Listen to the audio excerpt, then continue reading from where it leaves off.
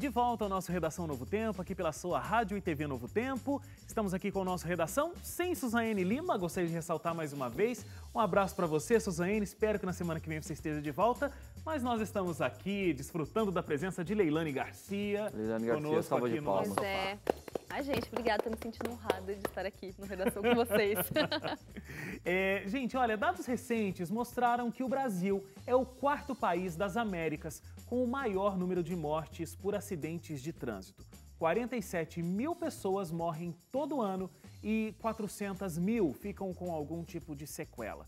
O custo financeiro envolvendo todo o processo de reabilitação é de 56 bilhões de reais, valor que seria suficiente para construir 28 mil escolas, por exemplo, ou até mesmo 1.800 hospitais. Esse é um assunto recorrente aqui no Redação, não é a primeira vez que a gente fala sobre acidentes de trânsito e toda essa questão. A gente, inclusive, teve uma pequena diminuição e agora um novo salto em números de acidentes de trânsito. E o que tudo indica é que o grande fator que leva a esses acidentes acontecerem são falhas humanas. É o motorista ali atrás do volante que comete os seus erros e aí provoca acidentes. Então, por isso que... É 98%? Uma coisa assim, é um... A OMS é 90%, segundo a 90%. OMS. 90% É altíssimo, dos né? acidentes são Tipo, causados por imprudência. É muito alto. É muito Tanto é que alto. essa semana me chamou a atenção aqui em Jacareí, no interior de São Estão Paulo, onde dizendo fica... que 94%. 94%. Aqui em Jacareí, no interior de São Paulo, onde fica Novo Tempo, eu estava dirigindo e aí eu vi uma propaganda que eu achei interessante. Eu acho que, se eu não me engano, é uma iniciativa do governo federal, inclusive. Estava escrito assim, foca no trânsito. Aí tinha uma foca dirigindo. Eu vi bonitinho. também. Entendeu? E aí eles estavam falando assim, exatamente esse dado, olha, 94% das mortes no trânsito, dos acidentes no trânsito e tal, são causados por imprudência. É mortes ou acidentes como um todo, esse 94% Acho que é agora? acidentes. Acidentes. Acidentes, não é Bom, produção? Acho que é acidentes. Mas enfim, 94% dos acidentes são causados por imprudência. E aí é interessante, porque a brincadeirinha era foca no trânsito, tinha uma foca, mas exatamente isso, porque às vezes a pessoa está dirigindo, mas ela não está focada no ato de dirigir, entendeu? Ela está fazendo um monte de outras coisas. E eu acho que é um... desculpa. E eu vou até usar uma expressão em latim aqui, eu vou fazer um meia-culpa aqui, porque eu tô nesse dado, assim, muitas vezes eu tô ali, por exemplo, você coloca um GPS para funcionar e você usa o GPS no celular. Aí Chega uma notificação. chega a notificação do WhatsApp. Aí você fala, quem será que mandou? Aí você olha assim, não, o trânsito tá tranquilo. Aí você fica com o olho no... Como é que diz o ditado? gato, Um olho no Peixe peixe, no outro no gato. gato. Aí você fica com o olho no peixe e outro no gato. Um no GPS e outro na estrada. Aí você só clica rapidinho e volta, assim. Aí você vê que é uma mensagem de áudio. Aí você fala, puxa, dá para eu ouvir essa mensagem de áudio aqui. Aí você aperta aqui, aí você vai ouvir a mensagem de áudio. Aí quando você aperta, de repente, cai o seu celular. Aí você, ei, caiu o celular. Aí quando você vai ver, já bateu o carro. Sabe esse tipo de coisa? E o que eu acho que é até compreensível que aconteça essa distração, mas aí vai o alerta, que é o seguinte, talvez acho que a Leilane seja a pessoa que tirou carta mais recentemente, Leilane, Acho que sim. daqui de nós todos. Isso não significa que eu não sou uma boa De motorista. forma alguma, já andei de carro com a Leilane. Que bom, isso aí. Excelente motorista. Então, o que Sem graça. O Hélio não ficou muito convencido. Sem Não, não é. Não, tem que pegar Eu carona sei que a comigo. Leilane dirige muito bem, mas o Wagner não foi convincente. Não, mas eu disse, mas o Wagner não foi convincente. Não que o Wagner não Pra quem seja. conhece, Vai, já mas é que eu entendeu não- a piada Vai, diferente né, aqui. Eu realmente... Não, acho que o Hélio nunca andou de carro comigo Andei dirigindo. uma vez. Já andei? Eu já andei de moto com o Hélio Moura já. Ô, louco! É outro nível Outro de... nível, é outro nível. Mas eu realmente, assim, a direção não está no leque de talentos que Deus me deu, assim, não faz parte. Sabe o que acontece? Por isso que eu falei da Leilane, porque talvez ela se lembre mais cedo disso. Quando a gente tira a carta, tem aquela coisa, poxa, preciso virar à direita, o que eu tenho que fazer? Eu vou reduzir a marcha, vou virar o volante. Esqueceu de dar Entrei. seta. Vamos dar a seta.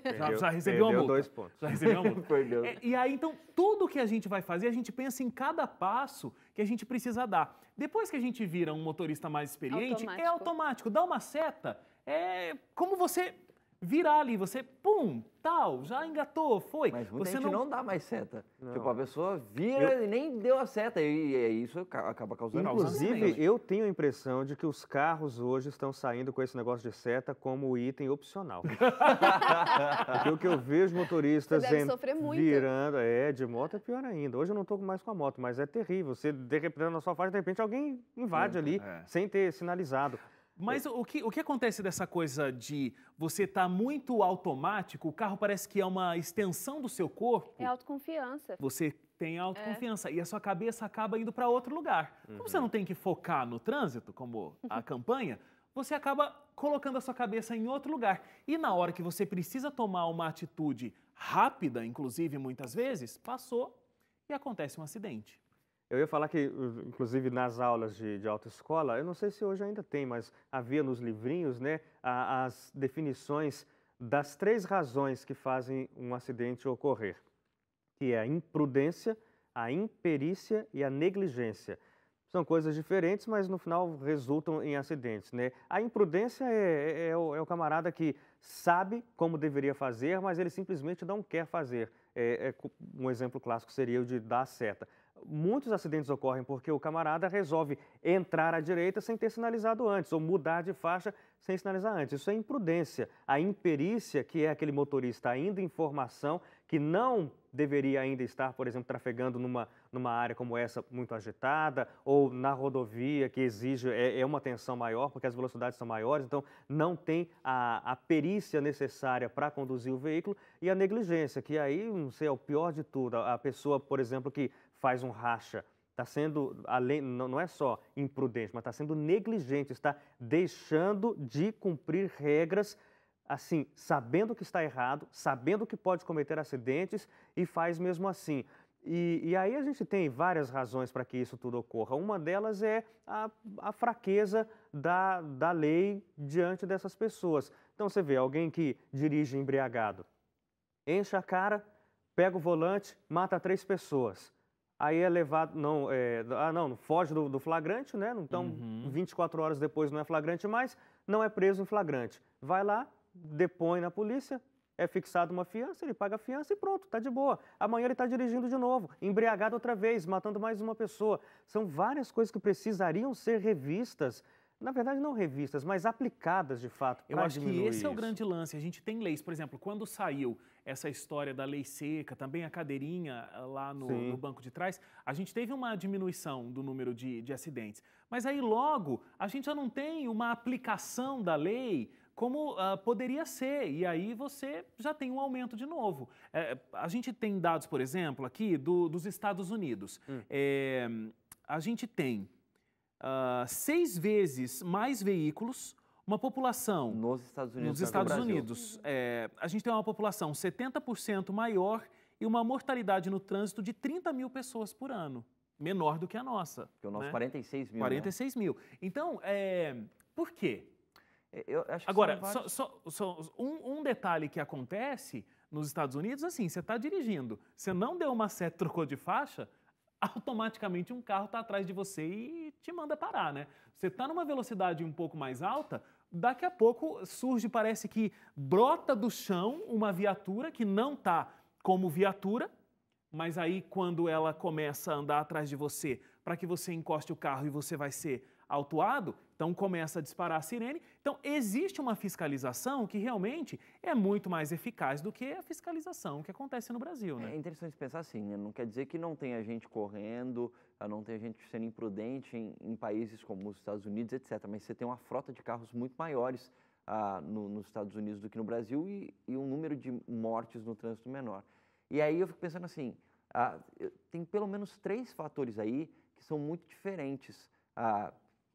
Você está dando um exemplo dos Estados Unidos, mas eu acredito que tem outros países que se encaixam na mesma situação. É a qualidade das estradas, a qualidade dos carros e a segurança que os carros têm e aliado a isso a fiscalização da polícia também. Então, hoje aqui, por exemplo, no Brasil, para você ter um carro que tenha... É que agora os carros estão saindo todos de fábrica com airbag e tal, etc. Mas antes não era necessário, né? E tem muitos carros rodando aí que não tem airbag, o meu é um deles. E para você ter um carro seguro, que numa batida, alguma coisa assim, não cause uma morte, você precisa de um carro que seja mais robusto, um carro que seja mais caro, inclusive. Só que a nossa economia não permite que a gente tenha esse tipo de carro ao acesso de muitas pessoas aqui no Brasil. Então, você já diminui o número de carros que previnem a mortalidade no trânsito aqui no país, por conta do preço que as coisas são aqui. A qualidade das estradas aqui do Brasil, eu nem preciso falar muito, né? Porque todo mundo que dirige aí, ou pelo menos anda de ônibus pelo Brasil inteiro, vê como é que são as qualidades das estradas Brasil afora. E aquelas que têm uma estrada um pouco menor, é um abuso o valor dos pedágios, né? Mas enfim, então você tem estradas muito ruins e isso causa muitos acidentes de trânsito também.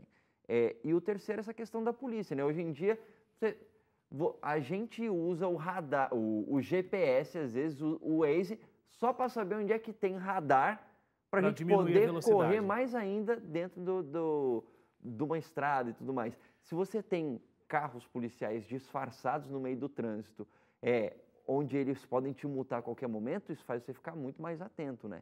Coisas que nos Estados Unidos tem. Né? Eu acho que todos esses elementos realmente são importantes e fazem total diferença, mas não tanto quanto o indivíduo que está pilotando. Uma coisa que eu queria falar, a gente está discutindo, tem todos esses pontos, claro, mas como eu tirei carta, acho que tem 4 anos, alguma coisa do tipo, e eu senti muito quando eu fui para aquelas aulinhas lá que você tem que fazer, que você é obrigado a fazer para poder, né, ser um condutor e tal. O que você subentende? Que eu vou lá para tal da escola para aprender a dirigir. A dirigir, para aprender as leis. Lei do engano. Lei do engano. Eu tive um professor, eu não lembro nem o nome dele, né?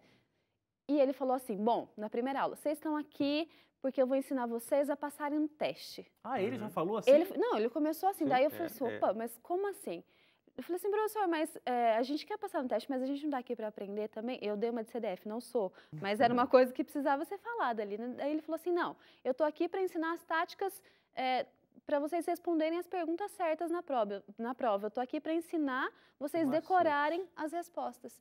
Aí eu falei assim, ué, mas e daí? E o resto? Quando eu vou aprender a dirigir? E quando eu vou aprender a dirigir? Aí depois passei na prova tal, fui lá para a instrutora. Eu andava num quarteirão dentro de um bairro. Numa velocidade... A 20 por hora. Como que você aprende a ter noção de trânsito, a ter noção de como você se comportar no trânsito, a ter reações decentes, se você não tem uma base, se você não foi ensinado? Eu nunca tinha pegado num carro antes de ir para a autoescola.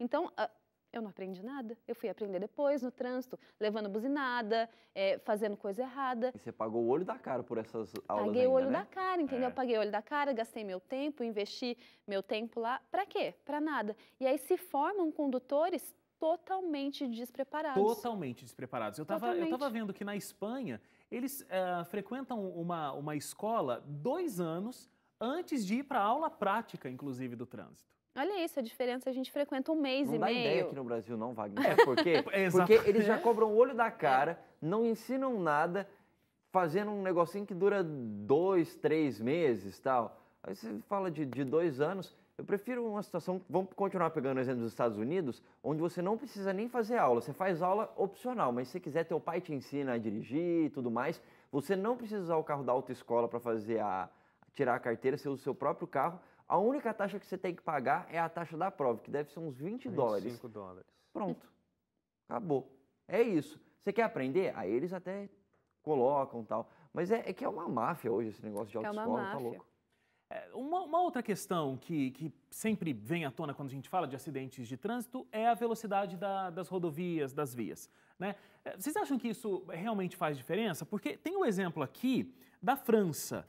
Quando o limite caiu de 60 km por hora para 50 km por hora, na década de 90... Aonde isso? Na França. Não, digo, mas em que lugar? Porque na rodovia você com certeza pode andar mais do que 60 km por hora. Eu não sei qual é o negócio aqui. Será que não é tipo marginal, né? Pode ser alguma coisa igual a gente tem a nossa aqui em São Paulo. São Paulo, tal. Eles estimam que isso tem evitado 14 mil acidentes só nos 2 primeiros anos.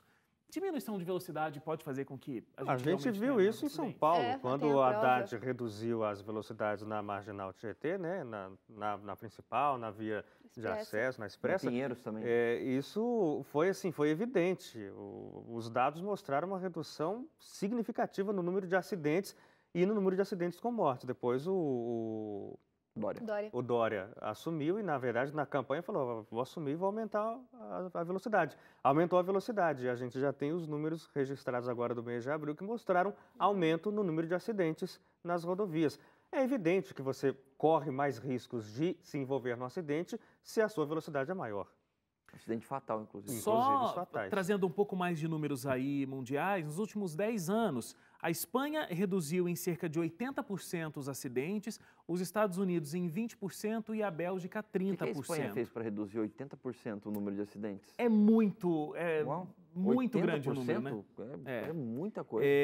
Bogotá foram construídas foram construídos 100 quilômetros de ciclovias entre 2003 e 2013. E isso ajudou a dobrar o uso de bicicleta e reduzir em 47% a morte de ciclistas no trânsito.